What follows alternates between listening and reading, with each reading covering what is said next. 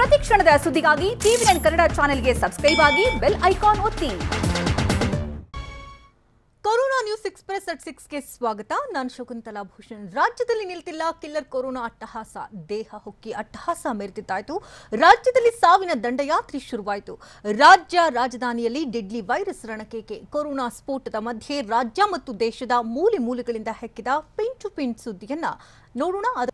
ಕರಾವಳಿಯಲ್ಲಿ ಹೆಚ್ಚಾಯಿತು ಕೊರೋನಾ ಸುರನ ಆರ್ಭಟ. ಬೆಂಗಳೂರಿನಲ್ಲಿ 150ಕ್ಕೂ ಹೆಚ್ಚು ಜನರಿಗೆ ಸೋಂಕು. ಪರೀಕ್ಷೆ ಬರಿತಾ ಇದ್ದ ವಿದ್ಯಾರ್ಥಿಗೂ ಪಾಸಿಟಿವ್. ಎಕ್ಸಾಮ್ ಹಾಲ್ನಲ್ಲಿ ಟೆನ್ಷನ್. ಇವೆಲ್ಲವನ್ನು ತೋರಿಸ್ತೀವಿ ಕೊರೋನಾ ಕೇಸಸ್ ಎಕ್ಸ್‌ಪ್ರೆಸ್‌ನಲ್ಲಿ. ಕರಾವಳಿಯಲ್ಲೂ ಕೊರೋನಾ ಅಬ್ಬರಿಸಿ ಬೊಬ್ಬಿರಿತಾನೆ ಇದೆ. ದಕ್ಷಿಣ ಕನ್ನಡ ಜಿಲ್ಲೆಯಲ್ಲಿ ಇಂದು ಬರೋಬ್ಬರಿ 49 ಜನರಿಗೆ ಕೊರೋನಾ ಸೋಂಕು ಹರಡುವ ಭೀತಿ ಸೃಷ್ಟಿಯಾಗಿದೆ. ಪ್ರಾಥಮಿಕ ಸಂಪರ್ಕದಲ್ಲೇ 22 ಜನರಿಗೆ ಸೋಂಕು ತಗುಲಿದರೆ ವಿದೇಶದಿಂದ ಬಂದ 14 ಜನರಿಗೆ ಕೊರೋನಾ ಹಬ್ಬಿದೆ. ಇನ್ನು ಸಾರಿಯಿಂದ 4 ಜನರಿಗೆ ಸೋಂಕು ಹೊಕ್ಕಿದ್ರೆ ಅಯ್ಯಪೆಯಿಂದ 3 ಹಾಗೂ ಸಂಪರ್ಕಕ್ಕೆ ಸಿಗದ 3 ಜನರಿಗೆ ಸೋಂಕು ಬಂದಿದ್ದು ಜಿಲ್ಲಾಡಳಿತಕ್ಕೆ ತಲೆನೋವಾಗಿದೆ.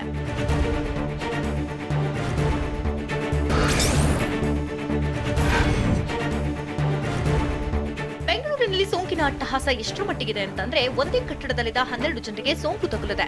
ಸಿದ್ದಾಪುರದ ವೆಂಕಟರೆಡ್ಡಿ ನಗರದಲ್ಲಿ ಕಟ್ಟಡದಲ್ಲಿ ವಾಸವಾಗಿದ್ದವರಿಗೆ ಸೋಂಕು ತಗುಲಿದ್ರು ಬಿಬಿಎಂಪಿ ಅಧಿಕಾರಿಗಳು ನೆಪ ಮಾತ್ರಕ್ಕೆ ಮಾತ್ರ ಸೀಲ್ ಡೌನ್ ಮಾಡಿದ್ದಾರೆ. ಸೀಲ್ ಡೌನ್ ಮಾಡಿ ಅಗತ್ಯ ವಸ್ತುಗಳನ್ನ ಬಿಬಿಎಂಪಿ ಸಿಬ್ಬಂದಿ ಪೂರೈಸ್ತಾ ಇಲ್ಲ. ಹೀಗಾಗಿ ಹಾಲು ತರಕಾರಿ ಕೊಳ್ಳಲು ನಿವಾಸಿಗಳು ಹೊರಬರ್ತಿದ್ದಾರೆ.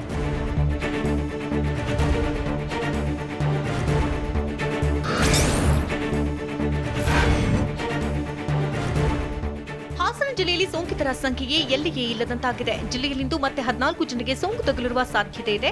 ಹಾಸನ ಜಿಲ್ಲೆಯ ಅರಸೀಕೆರೆ ತಾಲೂಕಿನ 9745ನೇ ಸೋಂಕಿತನಿಂದಾಗಿ ಸೋಂಕಿತನ ತಂದೆ ಸಹೋದರನ 3 ಮಕ್ಕಳಿಗೆ ಕೊರೋನಾ ಬಂದಿದೆ. ಅರಕಲಗೂಡು ತಾಲೂಕಿನಲ್ಲೂ 3 ಮತ್ತು ಹೊಳೆನರಸೀಪುರ ತಾಲೂಕಿನಲ್ಲಿ 4 ಸೋಂಕಿದ್ದು ಹಲವರಿಗೆ ಟ್ರಾವೆಲ್ ಹಿಸ್ಟ್ರಿಯೇ ಇಲ್ಲದಂತಾಗಿದೆ.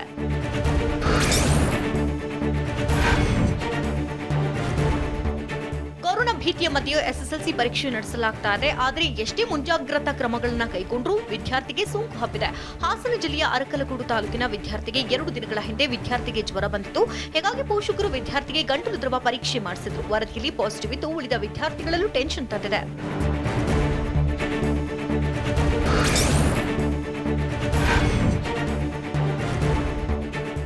ಮೈಸೂರು ಜಿಲ್ಲೆಯಲ್ಲಿ ಕಂಟ್ರೋಲ್ ಆಗಿದ್ದಂತಹ ಕೊರೋನಾ ಈಗ ನಿಯಂತ್ರಣಕ್ಕೆ ಸಿಗ್ತಾ ಇಲ್ಲ. ಜಿಲ್ಲೆಯಲ್ಲಿ ಇವತ್ತು ಮತ್ತೆ 11 ಜನರಿಗೆ ಕೊರೋನಾ ಸೋಂಕು ಹಬ್ಬಿರುವ ಸಾಧ್ಯತೆ ಇದೆ. ನಂಜನಗೂಡಿನ 2 ಪೊಲೀಸರಿಗೂ ಕೊರೋನಾ ಹಬ್ಬಿದ್ದು ಮೈಸೂರಿನಲ್ಲಿ ದಿನೇ ದಿನೇ ಹೆಚ್ಚುತ್ತಾ ಇರುವಂತಹ ಕೊರೋನಾದಿಂದಾಗಿ ಆತಂಕ ಹೆಚ್ಚಾಗಿದೆ. ಜಿಲ್ಲೆಯಲ್ಲಿ ಈಗಾಗಲೇ ಸೋಂಕಿತರ ಸಂಖ್ಯೆ ಸಾಕಷ್ಟು ಏರಿಕೆಯಾಗಿದೆ.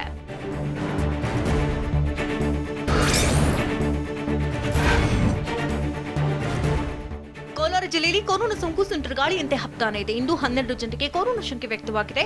ಬೋಯಿಲಾಲ್ಪೇಟೆಯಲ್ಲಿ 3 ಕೊರೋನಾ ಇದ್ರೆ ಕೋಲಾರ ಜಿಲ್ಲೆಯ ಒಂದೇ ಕುಟುಂಬದ 57 ವರ್ಷದ ಪತಿ, 55 ವರ್ಷದ ಪತ್ನಿ ಹಾಗೂ 27 ವರ್ಷದ ಮಗಳಿಗೆ ಕೊರೋನಾ ಸೋಂಕು ಶಂಕೆ ವ್ಯಕ್ತವಾಗಿದೆ. ಮುಳಬಾಗಿಲಿನ ಕೆಎಸ್ಆರ್ಟಿಸಿ ಕಂಡಕ್ಟರ್ಗೂ ಸೋಂಕು ಅಂಟಿದ್ದು ಟೆನ್ಷನ್ ಶುರುವಾಗಿದೆ.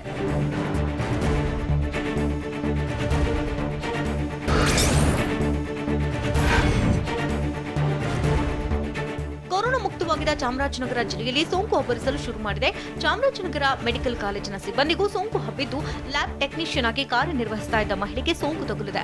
ತಾಲೂಕಿನ ಬದನಗುಪ್ಪೆ ಗ್ರಾಮದ ನಿವಾಸಿಯಾಗಿದ್ದು ಗಂಡನಿಗೆ ಕೊರೋನಾ ಸೋಂಕಿತ್ತು. ಸದ್ಯ ಪ್ರಾವಿಷನ್ ಸ್ಟೋರ್ ನಡೆಸ್ತಾ ಇದ್ದು ದಂಪತಿ ಜೊತೆ ಸಂಪರ್ಕದಲ್ಲಿದ್ದವರ ಪತ್ತೆಗೆ ಆರೋಗ್ಯ ಇಲಾಖೆ ಮುಂದಾಗಿದೆ.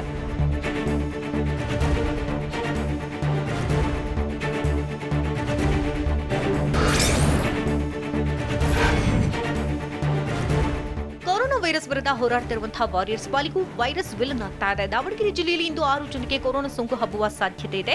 ಇದರಲ್ಲಿ 4 ಮಹಿಳೆಯರೇ ಎನ್ನಲಾಗ್ತಾ ಇದೆ. ಹರಿಹರ ನಗರದ 4 ಇದ್ದು ಇದರಲ್ಲಿ ತಾಲೂಕು ಆಸ್ಪತ್ರೆಯ ಆಯಾಗೂ ಕೊರೋನಾ ಸೋಂಕು ತಗುಲಿದ್ದಂತೆ. ಸದ್ಯ ಜಿಲ್ಲೆಯಲ್ಲಿ 283 ಸೋಂಕಿತರಿದ್ದು 237 ಜನರು ಗುಣಮುಖರಾಗಿದ್ದಾರೆ.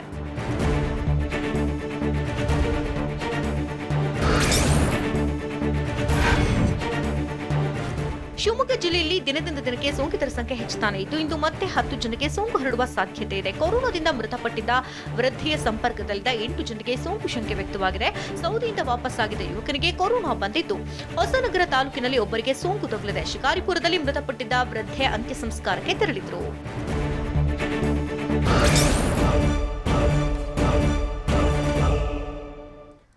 ಬಿಹಾರಿ ಕಾರ್ಮಿಕರಿಂದ ವೈಟ್ಫೀಲ್ಡ್ನಲ್ಲಿ ಹೆಚ್ಚಾಯಿತು ಟೆನ್ಷನ್. ಕಾರು ಚಾಲಕನಿಂದಾಗಿ ತಹಶೀಲ್ದಾರ್ಗೂ ಢವಢವ. ಬೆಂಗಳೂರಿನಲ್ಲಿ ಮತ್ತೆರಡು ಪೊಲೀಸ್ ಸ್ಟೇಷನ್ಗಳು ಸೀಲ್ ಡೌನ್. ಇವೆಲ್ಲವನ್ನು ನೋಡೋಣ ಕೊರೋನಾ ಹಾಟ್ಸ್ಪಾಟ್ ಎಕ್ಸ್‌ಪ್ರೆಸ್‌ನಲ್ಲಿ. ಬಿಹಾರದಿಂದ ಬಂದ ಕಾರ್ಮಿಕರಿಂದ ಬೆಂಗಳೂರಿನಲ್ಲಿ ಮತ್ತೆ ಆತಂಕ ಶುರುವಾಗಿದೆ. ಕೈ ಮೇಲೆ ಕ್ವಾರಂಟೈನ್ ಸಿಲಿದ್ರು ಸಹ ಮನೆಯಲ್ಲಿ ಕ್ವಾರಂಟೈನ್ ಆಗೋದು ಬಿಟ್ಟು ಹೊರಗೆ ಬಿಂದಾಸ್ ಆಗಿ ಓಡಾಟ ನಡೆಸಿದ್ದಾರೆ. ಬಿಹಾರದಿಂದ ಚನ್ನಸಂದ್ರಕ್ಕೆ ಬಂದಿರುವ ಕಾರ್ಮಿಕರು ಸೀಲ್ ಅಳಿಸ್ತಾ ಇದ್ದಾರೆ. ಹೀಗಾಗಿ ಬೆಂಗಳೂರಿನ ವೈಲ್ಡ್ ಫೀಲ್ಡ್ ಬಳಿಯಲ್ಲಿ ಸ್ಥಳೀಯರಿಗೂ ಕೊರೋನಾ ಆತಂಕ ಎದುರಾಗಿದೆ.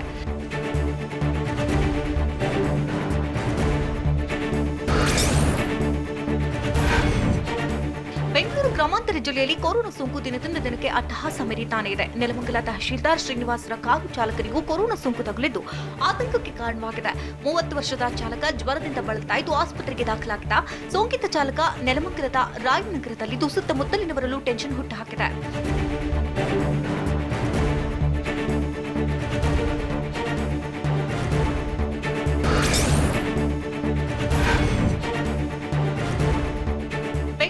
ಕೊರೋನಾ ವಾರಿಯರ್ಸ್ಗಳ ಪಾಲಿಗೆ ಕೊರೋನಾ ಕಂಗೆಡುವಂತೆ ಮಾಡಿದೆ. ನಗರದ ಸುದ್ದಗುಂಟೆ ಪಾಳ್ಯ ಸ್ಟೇಷನ್ನಲ್ಲಿ ಓರ್ವ ಸಿಬ್ಬಂದಿಗೂ ಕೊರೋನಾ ಸೋಂಕು ಬಂದಿದೆ. ನಿನ್ನೆ ಸೋಂಕಿರುವುದು ಪತ್ತೆಯಾದ ಬೆನ್ನಲ್ಲೇ ಇಂದು ಪೊಲೀಸ್ ಸ್ಟೇಷನ್ನಲ್ಲಿ ಸ್ಯಾನಿಟೈಸ್ ಮಾಡಿ ಸೀಲ್ ಡೌನ್ ಮಾಡಲಾಗಿದೆ. ಸಿಬ್ಬಂದಿ ಜೊತೆ ಪ್ರಾಥಮಿಕ ಸಂಪರ್ಕದಲ್ಲಿದ್ದವರಿಗೆ ಕ್ವಾರಂಟೈನ್ ಮಾಡಲಾಗಿದೆ.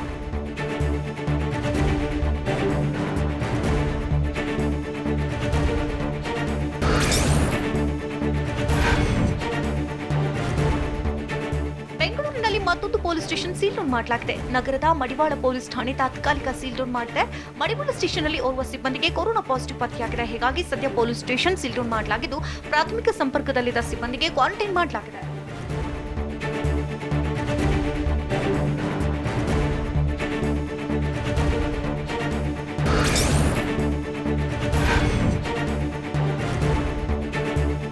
ಎಸ್ಎಸ್ಎಲ್ಸಿ ಪರೀಕ್ಷಾ ಕೇಂದ್ರದಲ್ಲಿದ್ದ ಪೊಲೀಸ್ ಸಿಬ್ಬಂದಿಗೂ ಕೊರೋನಾ ಸೋಂಕು ಅಂಟಿದೆ. ಹೀಗಾಗಿ ವಿದ್ಯಾರ್ಥಿಗಳು ಆತಂಕದಲ್ಲಿ ಪರೀಕ್ಷೆ ಬರೆದಿದ್ದಾರೆ. ಬಳ್ಳಾರಿ ಜಿಲ್ಲೆಯ ಹರಪನಹಳ್ಳಿ ತಾಲೂಕಿನ ಉಚ್ಚಂಗಿದುರ್ಗ ಪರೀಕ್ಷಾ ಕೇಂದ್ರವನ್ನ 3 ಬಾರಿ ಸ್ಯಾನಿಟೈಸ್ ಮಾಡಲಾಯಿತು. ಇನ್ನು ಹರಪನಹಳ್ಳಿ ಪೊಲೀಸ್ ಸ್ಟೇಷನ್ ಅನ್ನು ಸೀಲ್ ಮಾಡಲಾಗಿದೆ.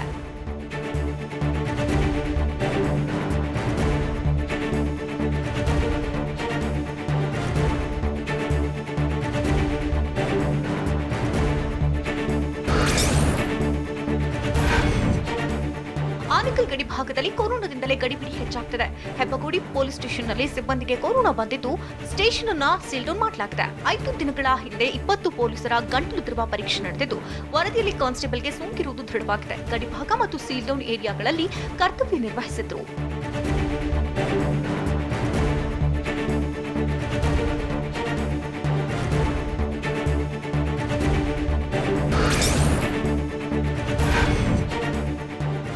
ದಿನಗಳಿಂದ ಕೊರೋನಾ ಮುಕ್ತವಾಗಿದ್ದ ಮೈಸೂರು ಜಿಲ್ಲೆಯಲ್ಲಿ ಇದೀಗ ಸೋಂಕಿತರ ಸಂಖ್ಯೆ ಹೆಚ್ಚಳವಾಗ್ತಾ ಇದೆ. ಹೀಗಾಗಿ ಜಿಲ್ಲೆಯಲ್ಲಿ 2ನೇ ಕೋವಿಡ್ ಆಸ್ಪತ್ರೆಗೆ ಸಿದ್ಧತೆ ನಡೆಸಲಾಗುತ್ತಿದೆ ಅಂತ ಸಂಸದ ಪ್ರತಾಪ್ ಸಿಂಹ ಹೇಳಿದ್ದಾರೆ. ನಗರದ ಜೆಎಲ್ಬಿ ರಸ್ತೆಯಲ್ಲಿರುವ ತುಳಸಿದಾಸಪ್ಪ ತಾಯಿ ಮಕ್ಕಳ ಆಸ್ಪತ್ರೆಯಲ್ಲಿ 2ನೇ ಕೋವಿಡ್ ಆಸ್ಪತ್ರೆ ಆರಂಭಿಸಲಾಗುತ್ತೆ. ತ್ವರಿತವಾಗಿ ಕಾಮಗಾರಿ ಮುಗಿಸಲು ಸೂಚಿಸಿರುವುದಾಗಿ ಸಂಸದರು ಹೇಳಿದರು.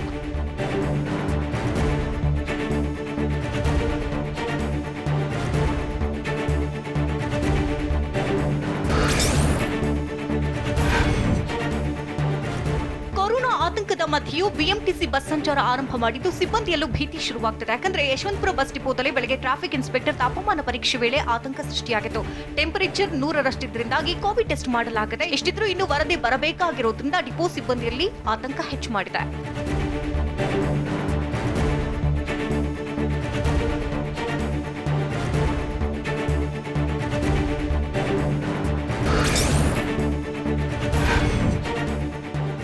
ವೈರಸ್ ಪುಟ್ಟ ಕಂದಮಗಳಿಂದ ಹಿಡಿದು ಗರ್ಭಿಣಿಯ ಗರ್ಭಕ್ಕೂ ಹೋಗ್ತಾ ಇದೆ. ಆದರೆ 99 ವರ್ಷದ ಕೊರೋನಾ ಸೋಂಕಿತೆ ವೃದ್ಧೆ ವೈರಸ್ ವಿರುದ್ಧ ಹೋರಾಡಿ ಗೆದ್ದು ಬೀಗ್ತಿದ್ದಾರೆ.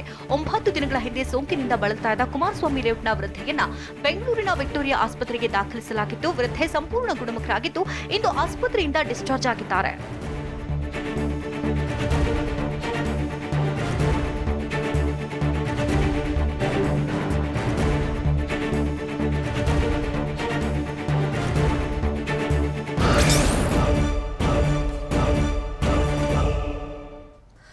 ಬೆಂಗಳೂರಲ್ಲಿ ಮಾಸ್ಕ್ ಧರಿಸದೇ ಇದ್ದಕ್ಕೆ 250 ಕೇಸ್ಗಳು ಫಿಕ್ಸ್. ಅಂತರ ಕಾಯ್ದುಕೊಳ್ಳದ ಜನರಿಗೆ ಡಿಸಿಪಿಯಿಂದಲೇ ತರಾಟೆ. ಎಸ್ಎಸ್ಎಲ್ಸಿ ಎಕ್ಸಾಮ್ ಸೆಂಟರ್ನ ಸಿಬ್ಬಂದಿ ಏಕಾಏಕಿ ತಬ್ಬಿಬ್ಬಾಗಿದ್ದಾದ್ರೂ ಹೇಗೆ? ಇದೆಲ್ಲವನ್ನ ನೋಡೋಣ ಬೆಂಗಳೂರು ಕೊರೋನಾ ನ್ಯೂಸ್ ಎಕ್ಸ್‌ಪ್ರೆಸ್‌ನಲ್ಲಿ.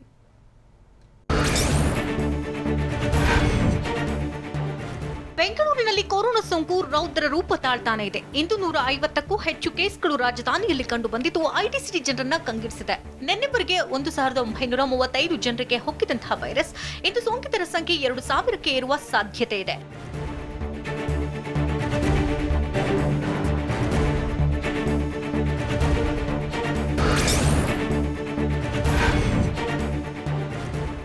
ಸಿಟಿಯಲ್ಲಿ ಕೊರೋನಾ ಸೋಂಕಿತರ ಸಂಖ್ಯೆ ಹೆಚ್ಚಾಗ್ತಾ ಇದ್ರೂ ಸಹ ಜನ ವೈರಸ್ ಬಗ್ಗೆ ಇನ್ನೂ ಎಚ್ಚೆತ್ತುಕೊಳ್ತಾನೆ ಇಲ್ಲ. ಮಾಸ್ಕ್ ಧರಿಸದೆ ಓಡಾಟ ನಡೆಸಿದ್ದಾರೆ. ಬೆಂಗಳೂರಿನ ಉತ್ತರ ವಿಭಾಗದ ಡಿಸಿಪಿ ಶಶಿಕುಮಾರ್ ಸ್ಪೆಷಲ್ ಡ್ರೈವ್ ಮಾಡಿದ್ದು ದೈಹಿಕ ಅಂತರವಿಲ್ಲದೆ ಓಡಾಡ್ತಾ ಇರೋಕೆ ತರಾಟೆಗೆ ತೆಗೆದುಕೊಂಡಿದ್ದಾರೆ. ಅಂತರ ಕಾಪಾಡದೆ ಮಾಸ್ಕ್ ಧರಿಸದೇ ಇದ್ದಕ್ಕೆ ಗರ್ಮ್ ಆದಂತಹ ಡಿಸಿಪಿ ಜಾಗೃತಿ ಮೂಡಿಸಿದ್ರು.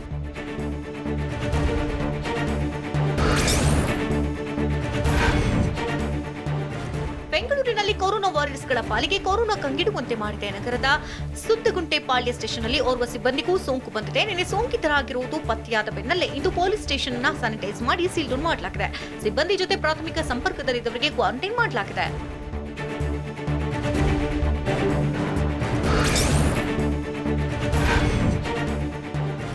ಬೆಂಗಳೂರಿನಲ್ಲಿ ಮತ್ತೊಂದು ಪೊಲೀಸ್ ಸ್ಟೇಷನ್ ಸೀಲ್ ಡೌನ್ ಮಾಡಲಾಗಿದೆ. ನಗರದ ಮಡಿವಾಳ ಪೊಲೀಸ್ ಠಾಣೆ ತಾತ್ಕಾಲಿಕ ಸೀಲ್ ಡೌನ್ ಮಾಡಿದೆ. ಮಡಿವಾಳ ಸ್ಟೇಷನ್ನಲ್ಲಿ ಓರ್ವ ಸಿಬ್ಬಂದಿಗೆ ಕೊರೋನಾ ಪಾಸಿಟಿವ್ ಪತ್ತೆಯಾಗಿದೆ. ಹೀಗಾಗಿ ಸದ್ಯ ಪೊಲೀಸ್ ಸ್ಟೇಷನ್ ಅನ್ನು ಸೀಲ್ ಡೌನ್ ಮಾಡಲಾಗಿದ್ದು ಪ್ರಾಥಮಿಕ ಸಂಪರ್ಕದಲ್ಲಿದ್ದ ಸಿಬ್ಬಂದಿಗೆ ಕ್ವಾರಂಟೈನ್ ಮಾಡಲಾಗಿದೆ.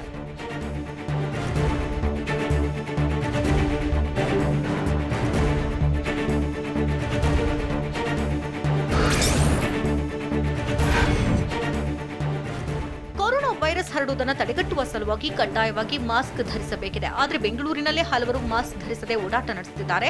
ಕಳೆದ 5 ದಿನಗಳಲ್ಲಿ 250ಕ್ಕೂ ಹೆಚ್ಚು ಪ್ರಕರಣಗಳು ದಾಖಲಾಗಿದೆ. ಪೊಲೀಸರು ಮತ್ತು ಬಿಬಿಎಂಪಿ ಸಿಬ್ಬಂದಿ ಅಧಿಕಾರಿಗಳು ಕಾರ್ಯಾಚರಣೆ ನಡೆಸಿದ್ದಾರೆ. ಹೋಟೆಲ್, ಬೇಕರಿ ಸೇರಿದಂತೆ ಹಲವೆಡೆ ಅಧಿಕಾರಿಗಳಿಂದ ದಾಳಿ ನಡೆಸಿದ್ದಾರೆ.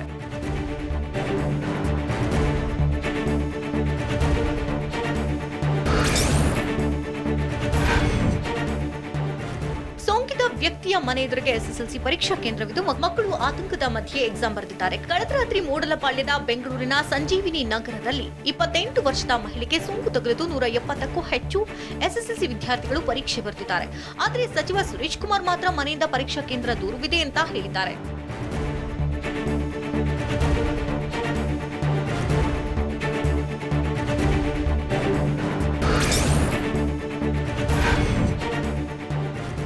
ಇಂದು ಎಸ್ಎಸ್ಎಲ್ಸಿ ಗಣಿತ ಪರೀಕ್ಷೆ ನಡೆದಿದೆ. ಕೊರೋನಾ ಭೀತಿಯಿಂದಾಗಿ ಪರೀಕ್ಷಾ ಕೇಂದ್ರಕ್ಕೆ ಶಿಕ್ಷಣ ಸಚಿವ ಸುರೇಶ್ ಕುಮಾರ್ ದಿಢೀರ್ ಭೇಟಿ ಕೊಟ್ಟರು.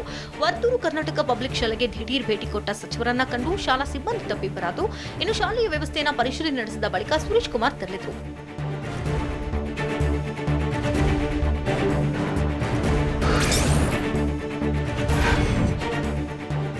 ಕೊರೋನಾ ಸೋಂಕಿತರ ಸಂಖ್ಯೆ ಹೆಚ್ಚಾಗ್ತಾ ಇರುವುದರಿಂದ ಎಸ್ಪಿ ರೋಡ್ ಸೀಲ್ ಡೌನ್ ಮಾಡಲಾಗಿದೆ. ಆದರೆ ಜನರು ಯಾವುದೇ ಆತಂಕವಿಲ್ಲದೆ ಓಡಾಟ ನಡೆಸಿದ್ದಾರೆ. ಹೀಗಾಗಿ ಇದಕ್ಕೆ ಬ್ರೇಕ್ ಹಾಕುವ ಸಲುವಾಗಿ ಪೊಲೀಸರು ಎಸ್ಪಿ ರೋಡ್ ಬಳಿ ರೂಟ್ ಮಾರ್ಚ್ ನಡೆಸಿದ್ರು. ಓಪನ್ ಇದ್ದ ಅಂಗಡಿ ಮುಂಗಟ್ಟುಗಳನ್ನು ಮುಚ್ಚಿಸಿ ವ್ಯಾಪಾರಗಳಲ್ಲಿ ಜಾಗೃತಿ ಮೂಡಿಸಿದ್ರು.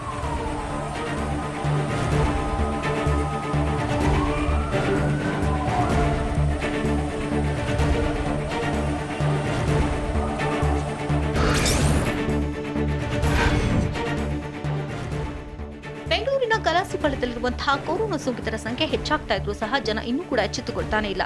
ಕೊರೋನಾ ಸೋಂಕಿತರು ಹೆಚ್ಚಾಗ್ತಾ ಇರುವುದರಿಂದಾಗಿ ಏರಿಯಾವನ್ನು ಸೀಲ್ ಡೌನ್ ಮಾಡಲಾಗಿದೆ. ಇಷ್ಟಿದ್ರೂ ಜನ ಬೇಕಾಬಿಟ್ಟಿಯಾಗಿ ಓಡಾಟ ನಡೆಸಿದ್ದಾರೆ. ಬ್ಯಾರಿಕೇಡ್ಗಳನ್ನು ಪಕ್ಕಕ್ಕೆ ಸರಿಸಿ ಓಡಾಡ್ತಿದ್ದಾರೆ.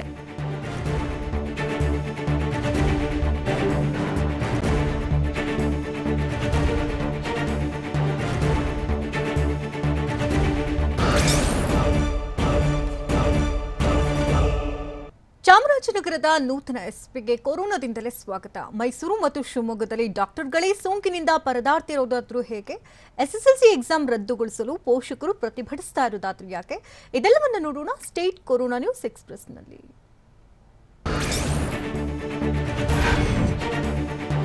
ವಿಜಯಪುರ ಜಿಲ್ಲೆಯಲ್ಲಿ ಕೊರೋನಾ ಸೋಂಕಿನ ಸುಳಿ ಆತಂಕ ತಂದ್ರೆ ಮಾಜಿ ಶಾಸಕನಿಗೆ ಅಂಟಿರುವಂತಹ ಸೋಂಕಿನಿಂದಾಗಿ ಸುತ್ತಮುತ್ತಲಿನವರಲ್ಲೂ ಟೆನ್ಷನ್ ಶುರುವಾಗಿದೆ. 72 ವರ್ಷದ ಮಾಜಿ ಶಾಸಕ ಪೇಷಂಟ್ ನಂಬರ್ 10,654 ಎಂದು ಗುರುತಿಸಲಾಗಿದೆ. ಹೀಗಾಗಿ ಮಾಜಿ ಶಾಸಕನ ಮನೆಯ ಸುತ್ತಮುತ್ತ ಸೀಲ್ ಡೌನ್ ಮಾಡಿಲ್ಲವೆಂದು ಸ್ಥಳೀಯರು ಆರೋಪ ಮಾಡುತ್ತಿದ್ದಾರೆ. ಶಾಸಕನ ಮನೆಯನ್ನ ಮಾತ್ರ ಸೀಲ್ ಡೌನ್ ಮಾಡಿದ್ದಾಗಿ ಜಿಲ್ಲಾಡಳಿತ ಸ್ಪಷ್ಟನೆ ಕೊಟ್ಟಿದೆ.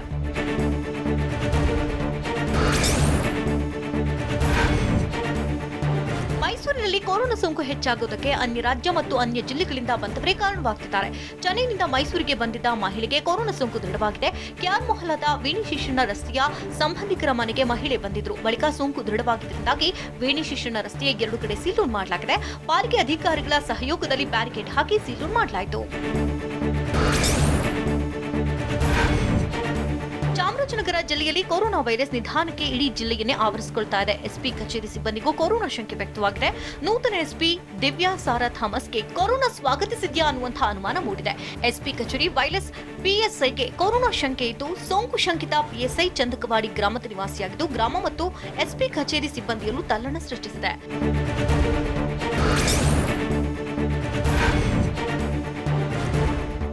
ಮೈಸೂರಿನಲ್ಲಿ ಕೊರೋನಾ ಸೋಂಕು ಮತ್ತೆ ಹೆಚ್ಚಾಗ್ತಾನೆ ಇದೆ. ಸದ್ಯ ಡಾಕ್ಟರ್ಗೂ ಸೋಂಕು ಹಬ್ಬಿದ್ದು ಆತಂಕಕ್ಕೆ ಕಾರಣವಾಗಿದೆ. ಅಶೋಕ ರಸ್ತೆಯ ಚರ್ಚ್ ಬಳಿ ಇರುವ ಶಫಿಯಾ ಕ್ಲಿನಿಕ್ನಲ್ಲಿ ವೈದ್ಯನಿಗೆ ಕೊರೋನಾ ಸೋಂಕು ಬಂದಿದೆ. ಸೋಂಕಿತ ವೈದ್ಯರು ಕ್ಲಿನಿಕ್ ಮತ್ತು ಮನೆಯಲ್ಲಿ ಹಲವರಿಗೆ ಚಿಕಿತ್ಸೆಯನ್ನ ಕೊಟ್ಟಿದ್ರಂತೆ. ವೈದ್ಯನ ಬಳಿ ಚಿಕಿತ್ಸೆ ಪಡೆದವರಿಗೂ ಕೂಡ ಕೊರೋನಾ ಆತಂಕ ಶುರುವಾಗಿದೆ.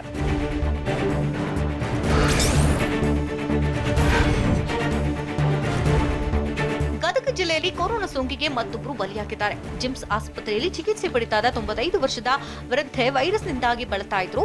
ಆದರೆ ಚಿಕಿತ್ಸೆ ಫಲಕಾರಿಯಾಗದೆ ಮೃತಪಟ್ಟಿದ್ದಾರೆ. ಗದಗ ಜಿಲ್ಲೆಯ ರೋಣ ತಾಲೂಕಿನ ನೆಡಗುಂದಿಕೊಪ್ಪದ ವೃದ್ಧೆ ಸೇರಿದಂತೆ ಗದಗ ಜಿಲ್ಲೆಯಲ್ಲಿ ಇವರಿಗೂ ಸೋಂಕಿನಿಂದ 3 ಬಲಿಯಾಗಿದ್ದಾರೆ ಎಂದು ಜಿಲ್ಲಾಧಿಕಾರಿ ಎಂಜಿ ಹಿರೇಮಠ ಹೇಳಿದ್ದಾರೆ.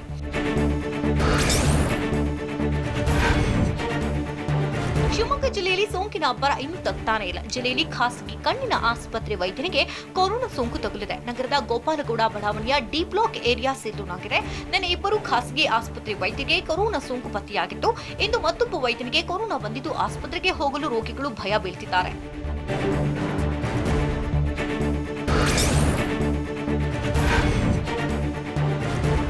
ಕೊರೋನಾ ಭೀತಿ ಮಧ್ಯೆಯೂ ನಡೀತಾ ಇರುವಂತಹ ಎಸ್ಎಸ್ಎಲ್ಸಿ ಪರೀಕ್ಷೆಗೆ ಕಂಟಕಗಳೇ ಎದುರಾಗ್ತಾ ಇದೆ. ತುಮಕೂರು ಜಿಲ್ಲೆಯ ಪಾವಗಡದಲ್ಲಿ ಎಸ್ಎಸ್ಎಲ್ಸಿ ಪರೀಕ್ಷೆಯ ಸಿಟ್ಟಿಂಗ್ ಸ್ಕ್ವಾಡ್ಗೂ ಸೋಂಕು ಹೊಕ್ಕಿದೆ. ಜೂನ್ 25ರಂದು ಪಾವಗಡ ತಾಲೂಕಿನ ಅರಸೀಕೆರೆ ಪರೀಕ್ಷಾ ಕೇಂದ್ರದಲ್ಲಿ ಸಿಟ್ಟಿಂಗ್ ಸ್ಕ್ವಾಡ್ ಆಗಿ ಅಧಿಕಾರಿ ನೇಮಕಗೊಂಡಿದ್ರು. ಆದರೆ ಪರೀಕ್ಷೆ ಕೇಂದ್ರ ಕಚೇರಿಗೆ ಭೇಟಿ ನೀಡಿದ ಬಳಿಕ ಊಟ ಸೇವಿಸಿ ವಾಪಸ್ಸಾಗಿದ್ದು ಉಳಿದವರಲ್ಲಿ ಆತಂಕ ಹೆಚ್ಚಿಸಿದೆ.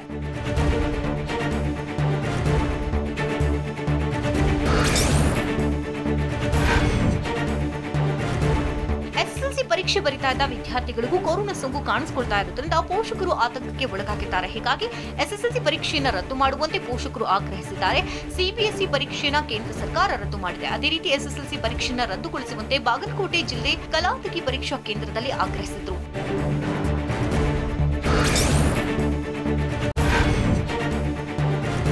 ಪರೀಕ್ಷಾ ಕೇಂದ್ರದಲ್ಲಿ ಹಲವು ವಿದ್ಯಾರ್ಥಿಗಳು ಕೊರೋನಾ ಸೋಂಕು ಬಾರದಿದ್ರೆ ಸಾಕಪ್ಪ ಅಂತ ಎಕ್ಸಾಮ್ ಬರಿತಾ ಇದ್ದಾರೆ. ಆದರೆ ಕೆಲ ಐನಾದಿಗಳು ಕಾಪಿ ಹುಡಿಯೋದಕ್ಕೆ ಹೋಗಿ ಡಿಬಾರ್ ಆಗಿದ್ದಾರೆ. ಗದಗ ಮುನ್ಸಿಪಲ್ ಕಾಲೇಜು ಪರೀಕ್ಷಾ ಕೇಂದ್ರದಲ್ಲಿ ಗಣಿತ ಪರೀಕ್ಷೆ ನಕಲು ಮಾಡ್ತಾ ಇದ್ದ ವಿದ್ಯಾರ್ಥಿಗಳನ್ನ ಧಾರವಾಡ ಸಾರ್ವಜನಿಕ ಶಿಕ್ಷಣ ಇಲಾಖೆ ಹೆಚ್ಚುವರಿ ಆಯುಕ್ತ ಮೇಜರ್ ಸಿದ್ದಲಿಂಗಯ್ಯ ಹಿರೇಮಠ್ ಡಿಬಾರ್ ಮಾಡಿದ್ದಾರೆ.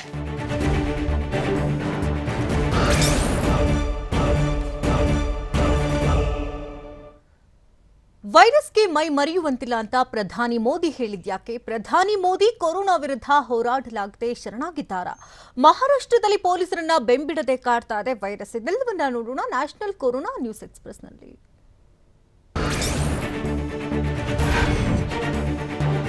ಭಾರತದಲ್ಲಿ ಕೊರೋನಾ ಸೋಂಕು ಅಬ್ಬರಿಸಿ ಬೊಬ್ಬೇರಿತಾನೆ ಇದೆ. ದೇಶದಲ್ಲಿ ಸೋಂಕಿತರ ಸಂಖ್ಯೆ 5,09,446ಕ್ಕೆ ಏರಿಕೆಯಾಗಿದೆ. ಕಳೆದ 24 ಗಂಟೆಯಲ್ಲಿ 18,552 ಮಂದಿಗೆ ಕೊರೋನಾ ಸೋಂಕು ದೃಢವಾಗಿದ್ದು, ಸೋಂಕಿನಿಂದ ಈವರೆಗೆ 15,689 ಜನರು ಮೃತಪಟ್ಟಿದ್ದಾರೆ.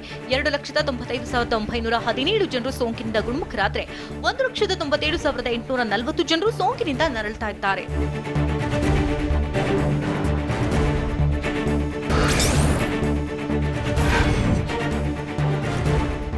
ಭಾರತದಲ್ಲಿ ಕೊರೋನಾ ಸೋಂಕಿತರ ಸಂಖ್ಯೆ ಏರ್ತಾ ಇದ್ರೂ ಸಹ ಸೋಂಕಿತರ ಮರಣ ಪ್ರಮಾಣ ಕಡಿಮೆಯಾಗಿದೆ ಅಂತ ಪ್ರಧಾನಿ ನರೇಂದ್ರ ಮೋದಿ ಹೇಳಿದ್ದಾರೆ. ವಿಡಿಯೋ ಕಾನ್ಫರೆನ್ಸ್ನಲ್ಲಿ ಮಾತನಾಡಿದಂತಹ ಮೋದಿ, ಬೇರೆ ದೇಶಗಳಿಗಿಂತ ಭಾರತದಲ್ಲಿನ ಸ್ಥಿತಿ ಉತ್ತಮವಾಗಿದೆ. ಜನರ ಶ್ರಮದಿಂದ ಉತ್ತಮವಾದ ಫಲಿತಾಂಶ ಬಂದಿದ್ದು, ವೈರಸ್ ಬಗ್ಗೆ ನಾವು ಮೈಮರೆಯುವಂತಿಲ್ಲ ಅಂತ ಹೇಳಿದ್ದಾರೆ.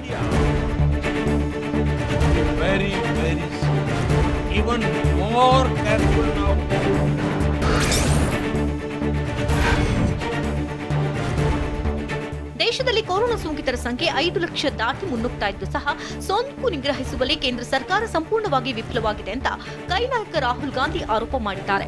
ಕೊರೋನಾ ವಿರುದ್ಧ ಹೋರಾಡಲಾಗದ ಮೋದಿ ವೈರಸ್ಗೆ ಶರಣಾಗಿದ್ದಾರೆ ಅಂತ ಕಿಚಾಯಿಸಿದ್ದಾರೆ. ಸೋಂಕು ನಿಯಂತ್ರಿಸಲು ಸರಿಯಾದ ಯೋಜನೆಗಳನ್ನೇ ಮಾಡ್ತಿಲ್ಲ ಅಂತ ಚಾಟಿ ಬೀಸಿದ್ರು.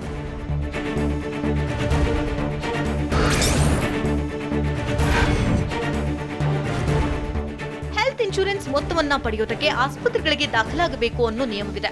ಆದ್ರೆ ಪಾಲಿಸಿಯ ಲಾಭ ಪಡೆಯಲು ದಿನದ 24 ಗಂಟೆಯಾದ್ರೂ ಅಡ್ಮಿಟ್ ಆಗಬೇಕು. ಆದ್ರೆ ಕೊರೋನಾ ಸೋಂಕಿತರಲ್ಲಿ ಕೆಲವರು ಆಸ್ಪತ್ರೆಗೆ ದಾಖಲಾಗದೆ ಮನೆಯಲ್ಲೇ ಚಿಕಿತ್ಸೆ ಪಡಿತಾ ಇದ್ದಾರೆ. ಮುಂದಿನ ದಿನಗಳಲ್ಲಿ ಮನೆಯಲ್ಲೇ ಚಿಕಿತ್ಸೆ ಪಡಿತಾ ಇರೋರಿಗೂ ಇನ್ಶೂರೆನ್ಸ್ ಮೊತ್ತ ಪಡೆಯುವುದಕ್ಕೆ ಅವಕಾಶ ನೀಡುವುದಾಗಿ ಐಸಿಐಸಿಐ ಜನರಲ್ ಇನ್ಶೂರೆನ್ಸ್ ಮುಖ್ಯಸ್ಥ ಸಂಜಯ್ ದತ್ ಹೇಳಿದ್ದಾರೆ.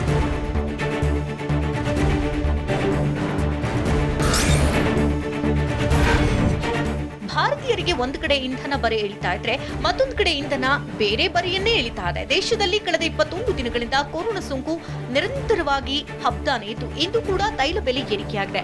ಪ್ರತಿ ಲೀಟರ್ ಪೆಟ್ರೋಲ್ ದರ 25 ಪೈಸೆ ಏರಿಕೆಯಾಗಿದ್ರೆ ಪ್ರತಿ ಲೀಟರ್ ಡೀಸೆಲ್ ದರ 21 ಪೈಸೆ ಏರಿಕೆಯಾಗಿದೆ. ಅಲ್ಲಿಗೆ 21 ದಿನದಲ್ಲಿ ಪೆಟ್ರೋಲ್ ಬೆಲೆ 9 ರೂಪಾಯಿ 12 ಪೈಸೆಯಷ್ಟು ದುಬಾರಿಯಾದರೆ ಡೀಸೆಲ್ ಬೆಲೆ 10 ರೂಪಾಯಿ 77 ಪೈಸೆಯಷ್ಟು ದುಬಾರಿಯಾಗಿದೆ.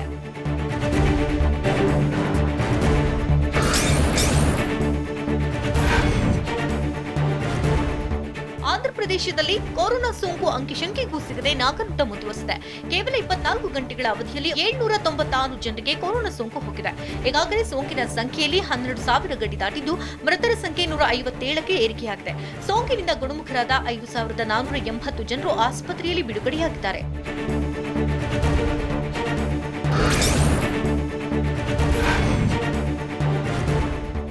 ಮಹಾರಾಷ್ಟ್ರದಲ್ಲಿ ಕೊರೋನಾ ಸೋಂಕು 1.5 ಲಕ್ಷದತ್ತ ಮುಟ್ತಾ ಇದೆ. ಇದರ ಬೆನ್ನಲ್ಲೇ ಕೊರೋನಾ ವಾರಿಯರ್ಸ್ಗಳಾಗಿರುವಂತಹ ಪೊಲೀಸರಿಗೂ ಮುಳ್ಳಾಗಿ ಹೋಗಿದೆ. ಥಾಣೆ ಪೊಲೀಸ್ ಸ್ಟೇಷನ್ ಕಮಿಷನರೇಟ್ ಲೆವೆಲ್ನ 417 ಪೊಲೀಸರಿಗೆ ಕೊರೋನಾ ಸೋಂಕು ತಗುಲಿಕೆಯಂತೆ ಲಾಕ್ಡೌನ್ ಮತ್ತು ಸೀಲ್ಡೌನ್ ಏರಿಯಾಗಳಲ್ಲಿ ಕೆಲಸ ಮಾಡಿದ್ದವರಿಗೆ ಸೋಂಕು ಹರಡ್ತಾ ಇರೋದು ಉಳಿದ ಸಿಬ್ಬಂದಿ ಮತ್ತು ಕುಟುಂಬಸ್ಥರಿಗೆ ಟೆನ್ಷನ್ ತಂದಿದೆ.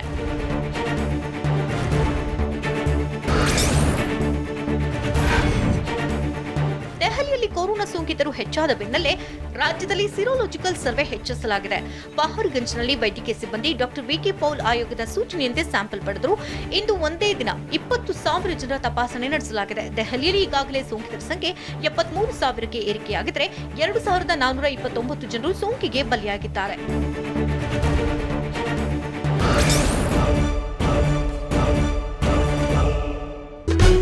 ನಮ್ಮೂರು ಪ್ರತಿದಿನ ರಾತ್ರಿ 8 ಗಂಟೆಗೆ TV9ನಲ್ಲಿ ಮಾತ್ರ.